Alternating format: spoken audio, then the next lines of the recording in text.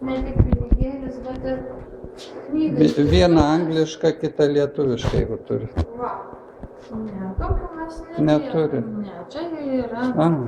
knygai skirtukas bus. O, labai gerai. Taip, pažiūrėkit dabar. Kuris pirmas? Jonas. Jonas? Gerai.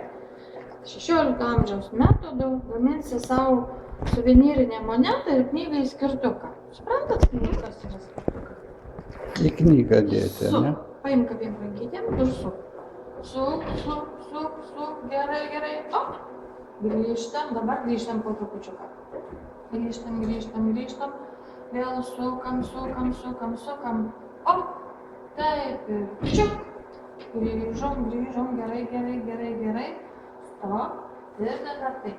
O čia jums namuose turėsit pritvirtinti juostelę, kokią nors spynelę ir tuomet nuimti va, tą apsauginę melsvą plėvelę ir tada jau bus gražus Pinigas. Tai dabar jo nusiimsim. uždengiam. Tai ir man gal tokią padarysi? Nu tai taip, palaukit pirmam mažiesiems. Prašau, ir iškalam skaitim, prašom. O tavo kaip vardas? Ugnė. Dabar Ugnė. Suk dabar tu, suk, gerai. Op, grįžtam ir opa, ir tvarkoj. Prašau, čia tau. Čia. Dabar O, jūs tai čia iš vis. Prašau, reikia.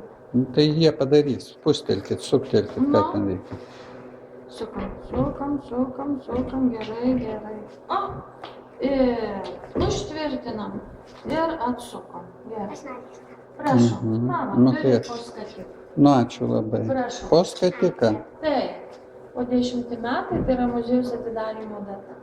Oho. Skatikas. Čia lietuviškas skatikas. Taip norėjo Lietuva buvusi centuką pavadinti skatiku, jeigu jau jūs ten apžiūrėjot, kad Senoviškai skatikas, centas. pirmieji pinigėliai pas mus buvo mainai prekė galvijas arba karvytė, jeigu vaikai nesupranta.